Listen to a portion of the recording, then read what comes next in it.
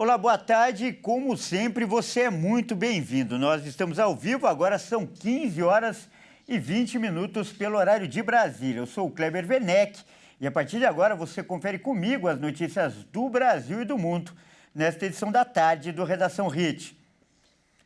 Olha só, nós vamos começar agora com uma história inspiradora. Você vai conhecer a história de um pai que vendeu água de coco no Espírito Santo para pagar a faculdade da filha lá na Bolívia. E agora, ela já formada, ela volta para a cidade natal para trabalhar no programa Mais Médicos. Vamos ver. Compre água de coco e forme uma médica.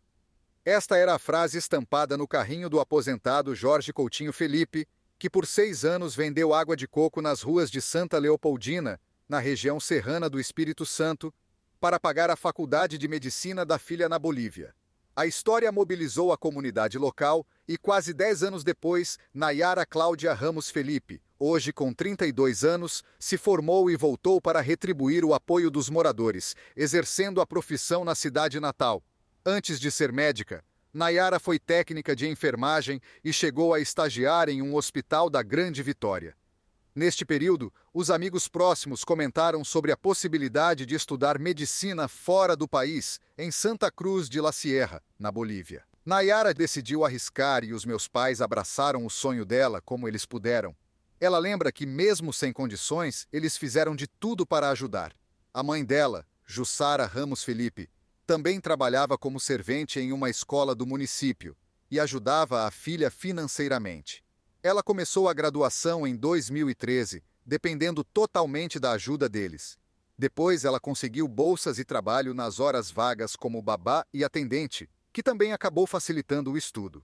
O retorno da filha do seu Jorge aconteceu em março de 2020, no auge da pandemia de Covid, e uma notícia pegou a família de surpresa.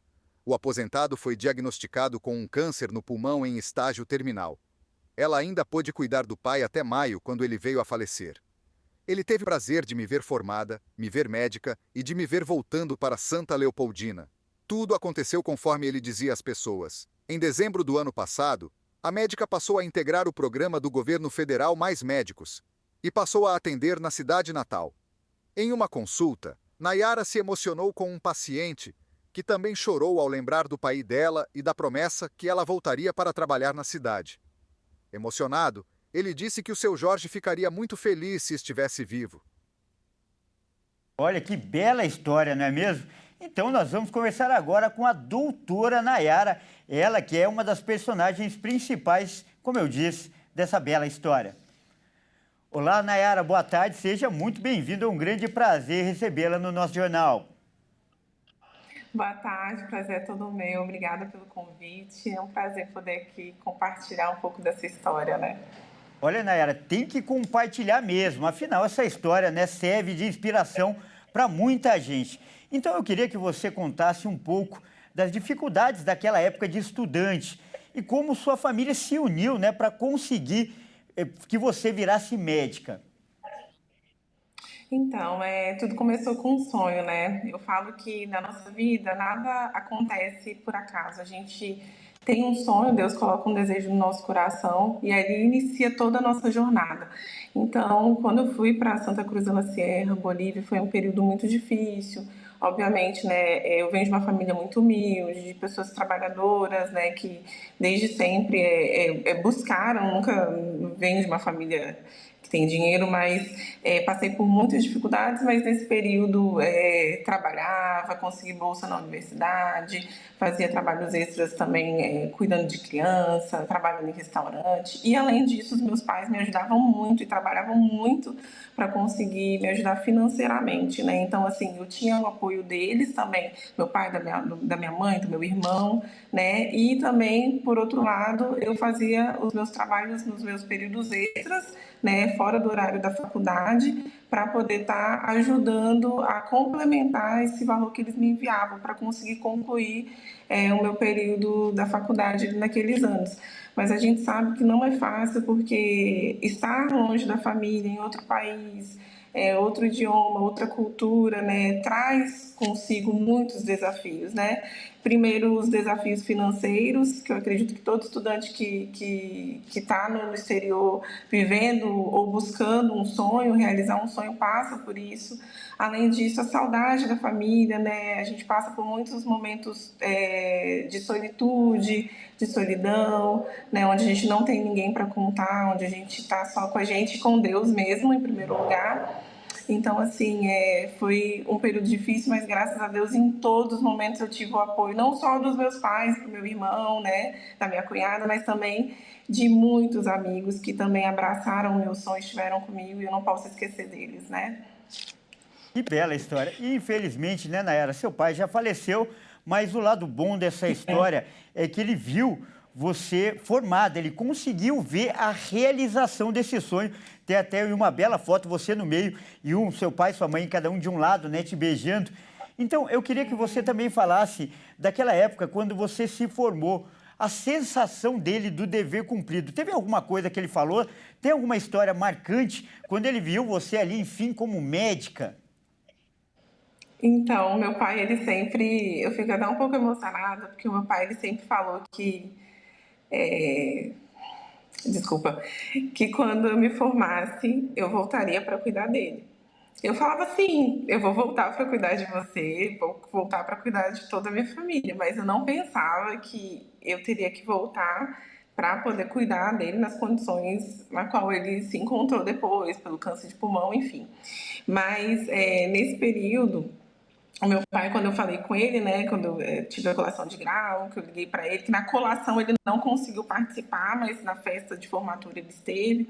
E eu liguei para ele e falei para ele: pai, tô formada, formei, tá aqui, tô com diploma, consegui chegar a tempo também no Brasil, voltar para ele poder ver, mostrar para ele, mandei foto. Então, assim, foi a realização, não só do meu sonho, mas a conclusão, né, dessa jornada em conjunto, desse sonho, né, que a gente sonhou juntos. Então, assim, ele falou: nossa, minha filha, eu estou muito feliz, né, que bom que agora você está aqui, que você vai cuidar de mim, que você vai cuidar, né, da população, né, que você vai ficar aqui comigo. Então, assim, a gente não esperava que fosse por tão pouco tempo, né, mas, assim, isso foi o ponto que mais me marcou, porque ele sempre, meu pai, ele tinha essa convicção: você vai formar e você vai cuidar de mim e você vai voltar para poder cuidar da população de Santa Leopoldina, do município. Ele sempre apostou muito nisso, ele acreditou muito nisso, né? E é isso, estou aqui, foi uma das coisas que mais me marcou.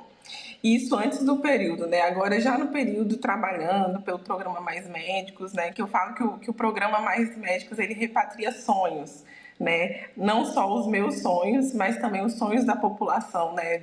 Enfim, das pessoas, né? Então, ele traz esperança, saúde de volta através desses milhares de médicos que estão indo, né, nessas comunidades onde não tem acesso. Então, quando eu retornei para cá, em uma das consultas, das minhas primeiras consultas como médica aqui pelo programa, entra um senhor e ele me disse: doutora, é incrível, porque eu conheci o seu pai. E o seu pai, ele sempre falava isso, que você iria voltar para cá, que você trabalharia como médica e que um dia você estaria cuidando da saúde da população aqui. E hoje eu vejo que esse sonho se concretizou, porque você está aqui, você está me atendendo, você está cuidando de mim. Então, assim, para mim foi uma emoção, para ele também foi uma emoção. Então, assim, naquele momento eu falei: nossa, é isso, né? Não só um sonho meu, mas também um sonho da minha família e de todas aquelas pessoas que lutaram comigo foi realizado. E esse foi um dos dois pontos, assim, extremos, marcantes, né, desse processo, dessa jornada na minha vida. Eu vou finalizar, né, essa entrevista, até porque senão você vai fazer eu chorar aqui e não vai ficar bom aqui no jornal. Então, vou ter que acabar mais rápido aqui essa entrevista. E eu peço para que você deixe uma mensagem aí para as pessoas que nos assistem, que também estão enfrentando dificuldades, né? Talvez aí estudantes carentes que têm um sonho também de evoluir, pais que querem ver os filhos formados. Deixe uma mensagem para essas pessoas, por favor. Parece um pouco clichê o que eu vou falar, mas não desista dos seus sonhos. Muitas pessoas vão falar que não vai dar certo, vão desacreditar, vão falar que é loucura, mas não desista dos seus sonhos. Se Deus colocou um desejo no seu coração, é porque Ele tem o desejo de também realizar. Tá certo, então nós acabamos de conversar com a doutora Nayara Cláudia Ramos Felipe. Nayara, mais uma vez, muito obrigado pela sua participação e parabéns aí por essa jornada toda e por essa bela história de vida. Obrigada a vocês, uma boa tarde, obrigada pelo convite. Tá certo, então. A gente continua aqui essa edição e nós vamos começar agora, né? Vamos mudar de assunto para falar agora do furacão que vai atingir os Estados Unidos. A previsão é que ele chegue aos Estados Unidos aí nos próximos dias. Nós vamos ver, então, imagens agora ao vivo lá da Flórida, né? Onde deve ocorrer a passagem aí do furacão Milton. Vamos ver aí como está a situação por lá. Essas imagens são do Pier de Naples, na Flórida. Vamos ver aí as imagens, a diferença lá é de menos de 1 hora. Portanto, agora lá são 14 horas e 20 minutos. Daqui a pouco a gente vai ver essas imagens aí, como eu disse. Agora sim, ó, a gente está vendo aí as imagens lá da Flórida, de um pier, né? Lá na Flórida, que fica lá em Tampa, né? Na cidade de Tampa, lá na Flórida. E o tempo, a gente pode ver aí, está fechado com bastante nuvem. A previsão é que a velocidade dos ventos chegue, olha só, a 297 quilômetros por hora. E o mar, como a gente pode ver aí, já está bastante agitado. As ondas aí são grandes, são enormes, a gente pode ver ali ao fundo. E esse furacão, né, o furacão Milton, ganhou força explosiva e ameaça, inclusive, uma catástrofe lá na Flórida. O presidente dos Estados Unidos, o Joe Biden, afirmou que esse pode ser o furacão mais destrutivo dos últimos 100 anos. Vamos ver a reportagem. O furacão Milton deve chegar à Flórida, nos Estados Unidos, nesta quarta-feira e deve atingir a região de Tampa, onde a população é estimada em mais de 3 milhões de pessoas. Onde há 2 semanas atrás, o furacão Helene inundou a costa do estado e matou 230 pessoas em sua passagem.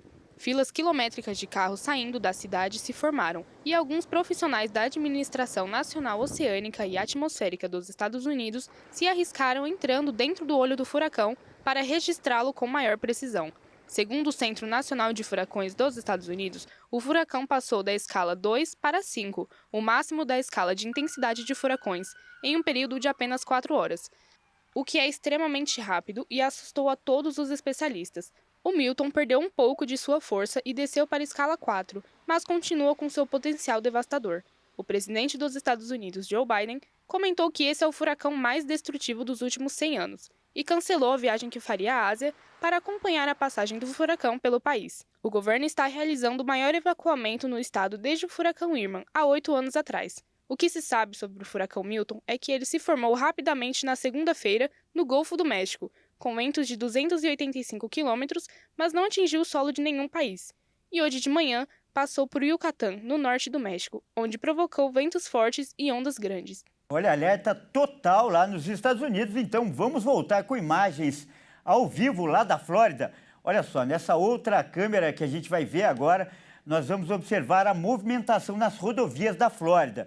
As pessoas estão deixando o local, claro, com muito medo do furacão que se aproxima e será o maior dos últimos 100 anos, como a gente viu aí, como prevê, né, o presidente norte-americano Joe Biden.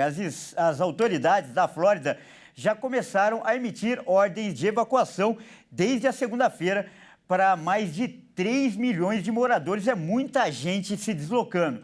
E como a gente já viu aí, o presidente declarou estado de emergência em toda a Flórida. Nós vamos continuar falando desse assunto agora, porque para falar mais sobre esse furacão, o furacão Milton, nós vamos conversar com um brasileiro que está lá nos Estados Unidos. O nosso convidado é o Marcelo Ligabo, ele que é climatologista.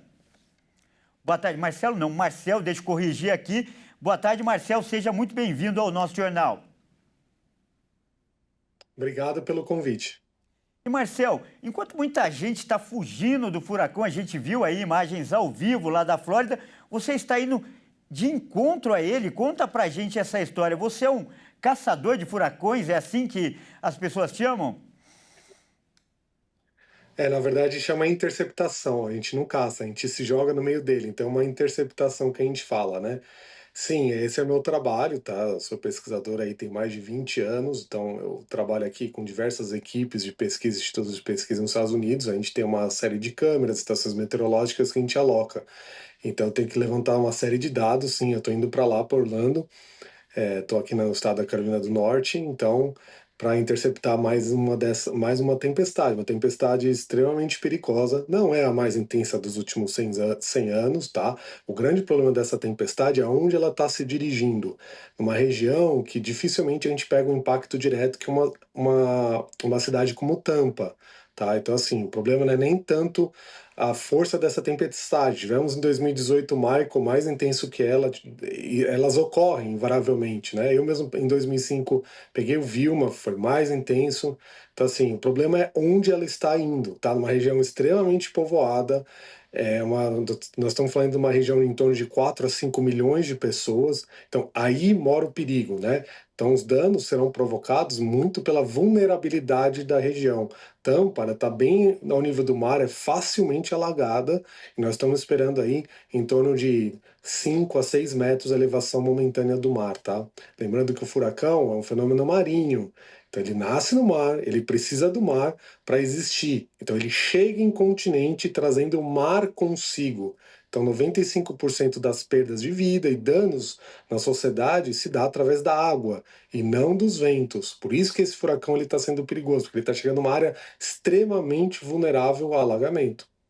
Olha, Marcel, não é um assunto que a maioria dos brasileiros tem afinidade, conhecimento, porque a gente não vive isso na nossa realidade, o que só reforça a importância da participação de um especialista como você, principalmente por essa maneira didática, simples, como você explica esse fenômeno.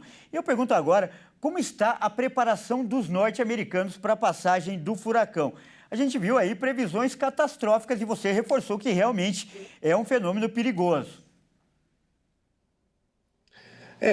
A gente tem já os mandatos de evacuação já da costa, justamente por conta disso, né? A água a gente não consegue segurar, vento você consegue segurar. Água não, né? Lembrando que 1 metro cúbico de água pesa 1 tonelada. Então imagine isso em movimento. Então a água não dá para segurar, não dá para brincar. O vento a gente se prepara assim, né? Lógico, obviamente as pessoas têm que estar preparadas a quedas eventuais de energia por diversos dias, né, desabastecimento de água, desabastecimento de combustíveis, né? Então já está faltando combustível na região lá entre Orlando, Tampa, que são grandes cidades, e combustível, né, e água também, alguns mantimentos, tá? Cada região tem que se preparar de um jeito. Alguns lugares, perto da costa, é obrigado você sair, né? Quem está mais dentro no interior do continente, não é obrigatório sair, desde que você tenha suas condições para sobreviver nos próximos dias sem eletricidade, sem segurança, né? Pode haver destelhamento de casas, tal. Lembrando que a Flórida é o estado mais preparado para furacão nos Estados Unidos, tá?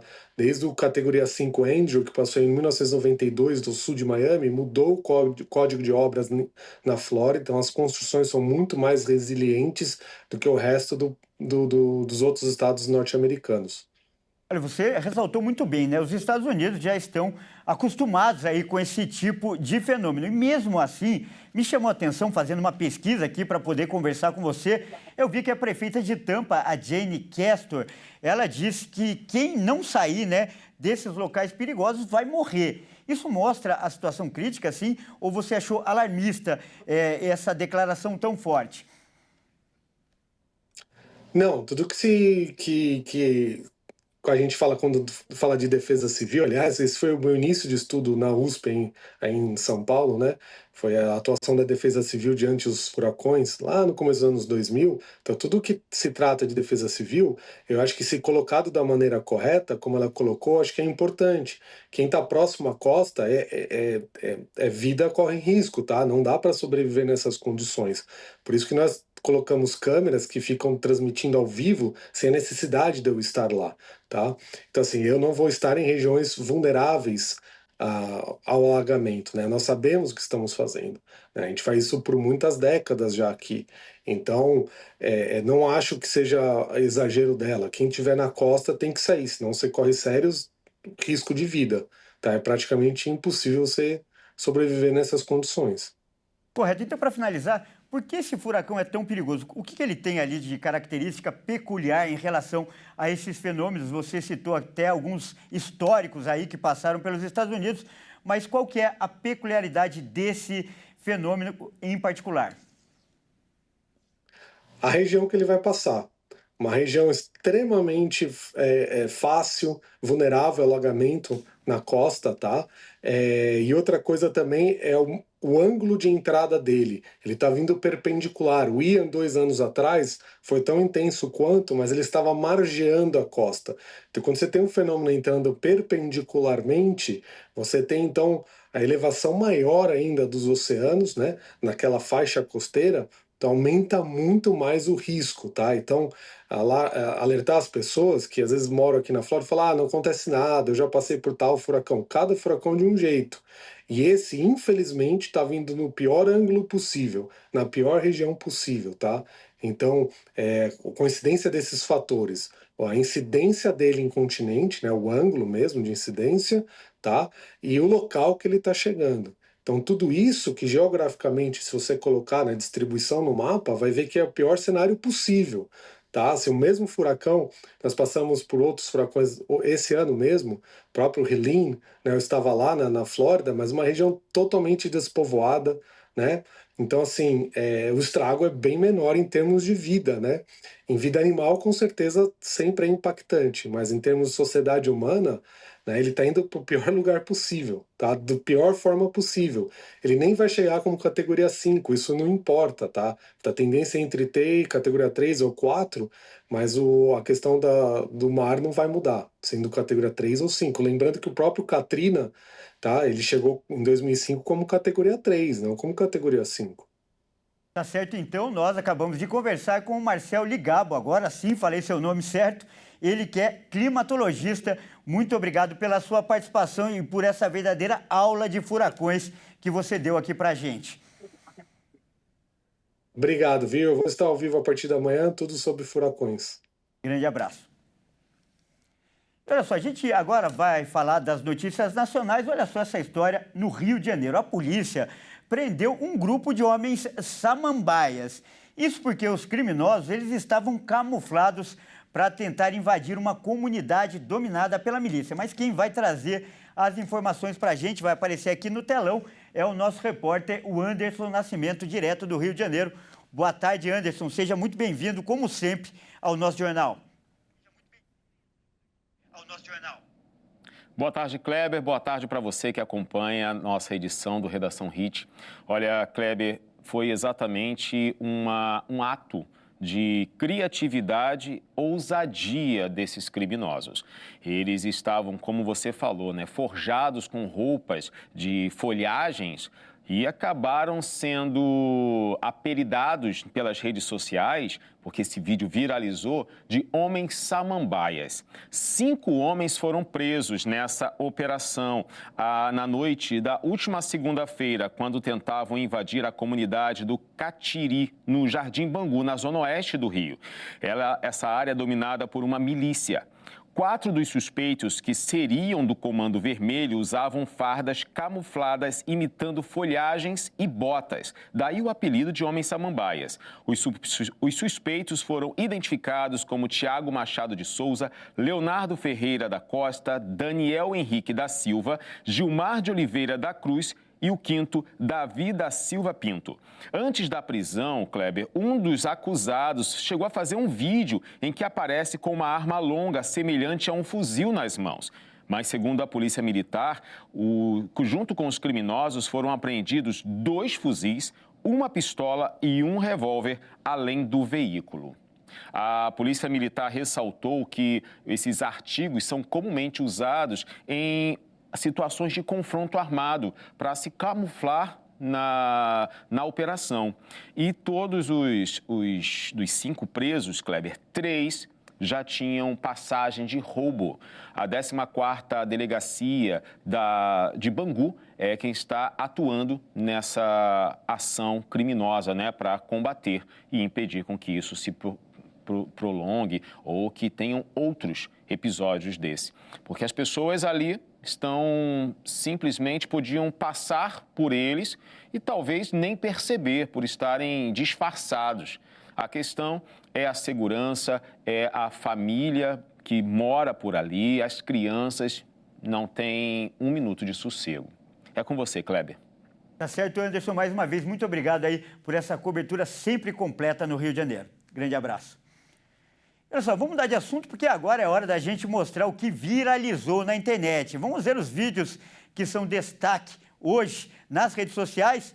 Olha só, e a gente vai começar, né, com um vídeo que está viralizando. Com certeza você deve ter se deparado com ele aí em alguma rede social. É um acidente de parapente que aconteceu lá no Guarujá e, infelizmente, acabou em tragédia. 2 pilotos, eles se chocaram no ar e caíram em um prédio. Um deles morreu na queda. Vamos ver.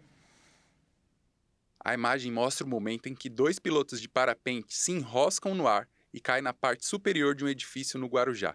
Enquanto sobrevoavam o céu do litoral, os pilotos acabaram colidindo um no outro e perderam o controle de seus paraquedas. Um dos homens ficou preso no mesmo local onde caiu, sofrendo alguns ferimentos.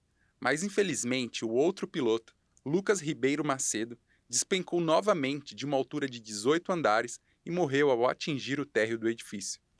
O acidente foi fatal.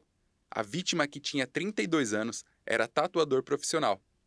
Momentos antes do voo, Lucas havia postado um vídeo falando sobre a ansiedade em voltar a voar. Nas redes sociais, amigos e familiares lamentam sua morte. Olha só, vamos ver outro vídeo que mostra em um cruzamento da Flórida, nos Estados Unidos. A gente está falando bastante da Flórida hoje. Aconteceu um acidente impressionante. 2 carros se chocaram com muita violência, mas o final é que é bastante curioso. Olha só. As cenas desse acidente são impressionantes. Em um cruzamento na Flórida, nos Estados Unidos, 2 carros se chocaram com muita violência. Pelas imagens, podemos ver o carro vindo com velocidade e, quando chega no cruzamento, é surpreendido por outro carro. As cenas são fortes, mas o que mais impressiona é o que aconteceu depois do acidente. Um carro branco vem andando devagar, com calma, com um dos carros envolvidos no acidente em cima do capô, como se estivesse devolvendo ele para o local de onde ele saiu. Um reboque completamente inesperado. Infelizmente, não se sabe o estado de saúde dos envolvidos. Olha só, ao olhar as câmeras de segurança, o proprietário de uma casa, né, de um imóvel, ele descobriu que alguém estava fazendo visitas com frequência lá na residência dele. O problema é que esse alguém era um urso negro gigante. Vamos ver. Receber uma visita inesperada em sua casa quase sempre é sinônimo de problema. Problema ainda maior quando se trata de um urso negro. Uma família se assustou ao olhar nas câmeras de segurança e ver que um animal da espécie tinha invadido a residência. Os proprietários descobriram que o urso estava dividindo o mesmo espaço que eles em Monrovia, na Califórnia. O animal foi visto se rastejando às 3 horas da manhã do dia 3 de outubro para conseguir passar por um buraco localizado na parte de baixo da casa. O urso negro americano ficou famoso no início do século XX, depois de um encontro entre o então presidente dos Estados Unidos, Theodore Teddy Roosevelt, e um exemplar da espécie. Em 1902, durante uma caça no Mississippi, o republicano resolveu poupar um animal da espécie, o que acabou virando notícia e até mesmo uma tirinha reproduzida em jornais.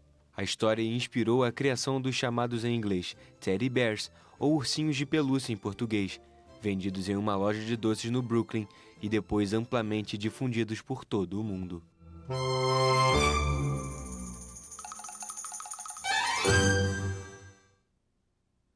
Que visita inesperada, né? Imagina receber uma visita assim.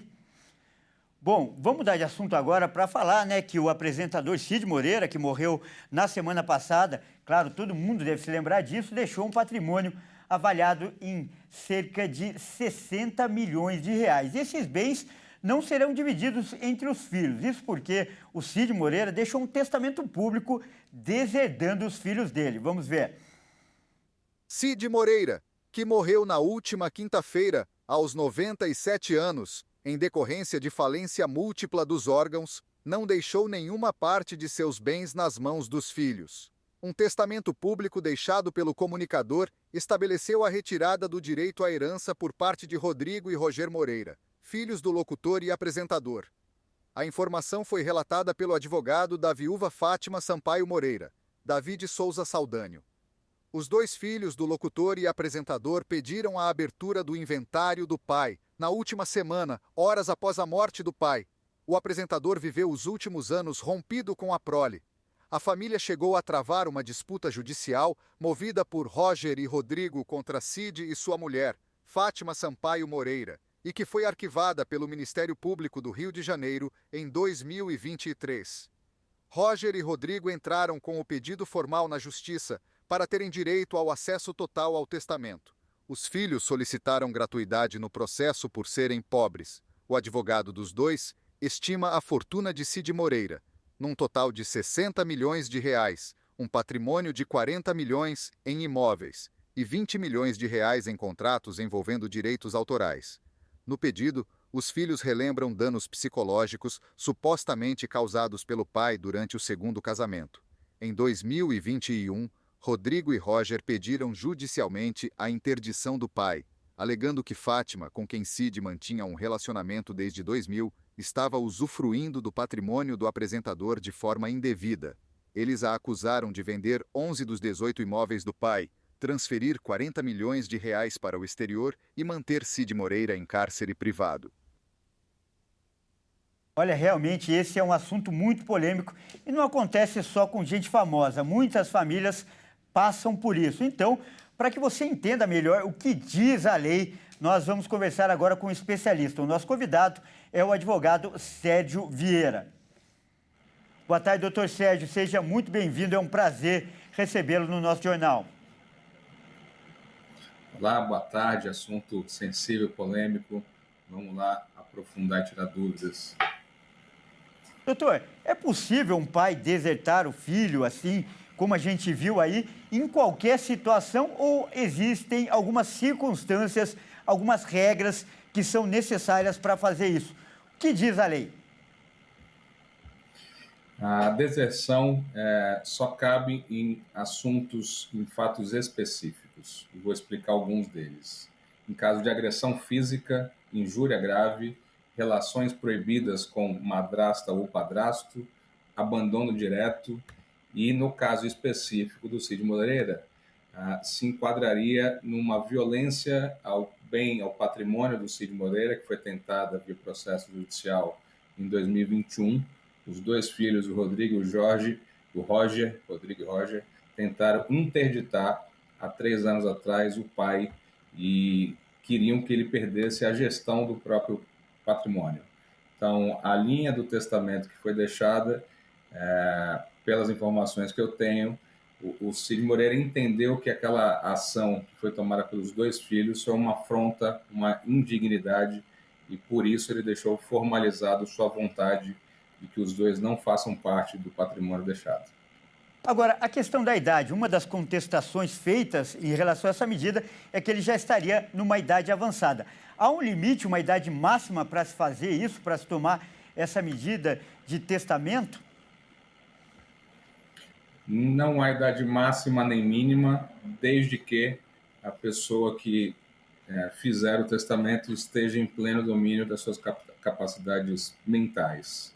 E as informações trazidas é que o Cid Moreira renovou o seu testamento ano após ano, todos os anos ele atualizava e tomou os cuidados, pelo que tem sido noticiado pela imprensa, de todos os anos juntar documentação médica de laudos de profissionais atestando que ele estava com a capacidade plena, logo ciente do que estava fazendo, exatamente para não correr o risco de ser impugnado ou dito que ele não estaria capaz. Então, a idade por si, os 97 anos, não o impede de fazer o que fez, que foi deixar por escrito, formalizado sua vontade ainda em vida, de que seus filhos, Rodrigo, de 54 anos, e Roger, de 48 anos, não participem do patrimônio construído por ele em vida.